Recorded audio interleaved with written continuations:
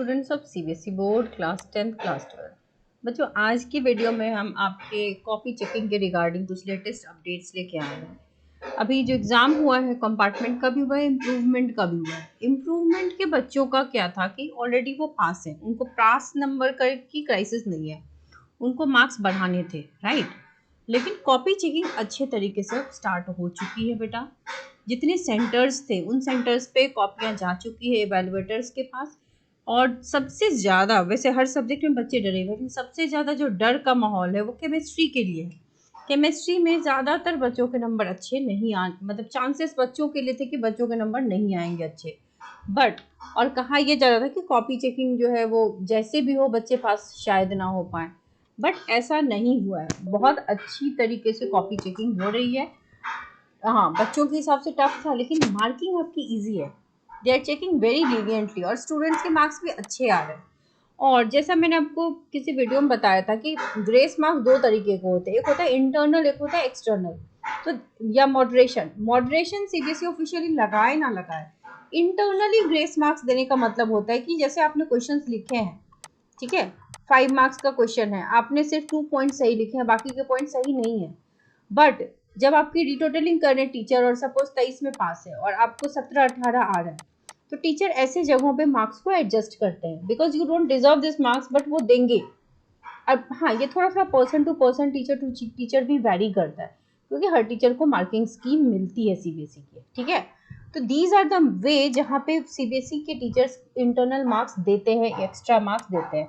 तो केमिस्ट्री में भी है कि 4-5 नंबर तक वो एडजस्ट करेंगे। उससे ज़्यादा का गैप है या आपका कॉपी खाली है, अटेम्प्ट नहीं लिया है, फिर वो कुछ नहीं कर सकते, ठीक है। आपने अटेम्प्ट्स लिए हैं और आधा अधूरा भी सही है, थोड़ा बहुत रेलेवेंस है, तो नंबर मिल रहे हैं बच्चों को, तो टेंशन मत लो।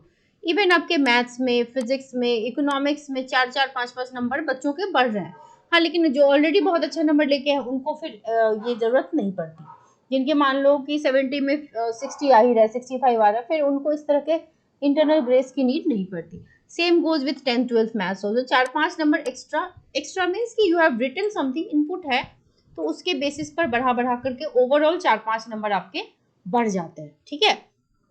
12th वाले की फिजिक्स की बात करूँ तो बेटा, अगर आपने न्यूमेरिकल बनाया है, जैसे कुछ बच्चों ने कहा कि आंसर सही नहीं है बट उन्होंने गिवन वगैरह लिखा था, तो गिवन के मार्क्स होते हैं, देन फॉर्मूला के मार्क्स होते हैं, कैलकुलेशन एंड रिजल्ट के स्टेप बाय स्टेप मार्क्स होते हैं। तो सीबीएसई का मार्किंग स्कीम ये कहता है कि जिस बच्चे ने गिवन लिख दिया उसको अगर 2 मार्क्स का क्वेश्चन है तो हाफ दे दो, फॉर्मूला लिख दिया तो भी हाफ दे दो, कैलकुलेशन का हाफ दे दो, रिजल्ट गलत है तो टीचर पे डिपेंड करता है, चाहे तो वो दे दे या तो हाफ ना दे। तो ये होती है मार्क्स की स्प्लिटिंग। लेकिन यहाँ पर आपने इधर उधर करके गलत भी लिखा होता है ना, तो टीचर नंबर दे देते हैं। सेम गोज विथ डेरिवेशन बहुत से बच्चों का इनकम्प्लीट रहता है या आधा अधूरा रहता है, तो भी टीचर नंबर वहां पर दे रहा है, बच्चों के स्कोर ठीक ठाक आ जा रहा है।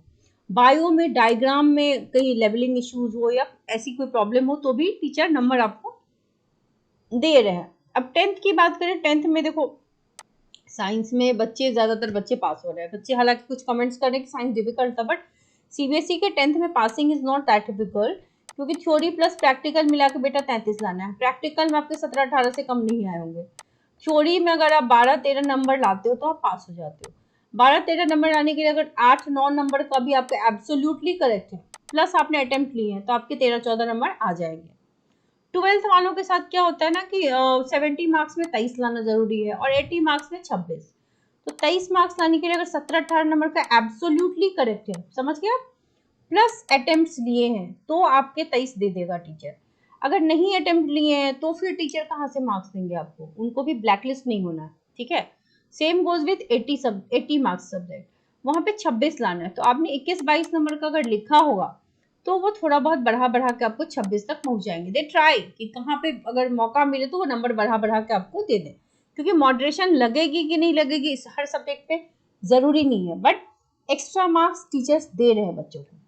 कुछ कमेंट्स देख लेते हैं आपके। आई attempted all questions and did all the questions without knowing the actual correct, ठीक है, आप जो कर सकते थे अपने एंड से आपने किया।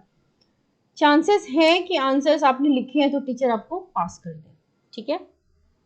16 मार्क्स मिले हैं प्रैक्टिकल में, अब पूरा पेपर अटेम्प्ट किया है, 16 मार्क्स मिले हैं प्रैक्टिकल में, तो आपके मार्क्स मैथ्स स्टैंडर्ड लिया हुआ है, ठीक है बेटा, आपको पास कर दिया जाएगा अगर आपने अटेम्प्ट्स लिए हैं तो। ठीक है, it should be little relevant. I fully question, ठीक है। जिन बच्चों ने अटेम्प्ट लिए हैं, अटेम्प्ट किया है, तो आप पास हो जाओगे।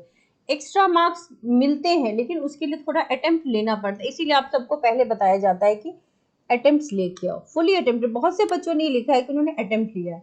हिंदी और इंग्लिश जो लैंग्वेज है ना बेटा, उसमें ज्यादातर बच्चों को ग्रेस की नीड नहीं होती। आपने जो लिखा होता है कंटेंट, वही काफी होता है आपको पास कर देने के लिए, तो लैंग्वेज में मत डरो।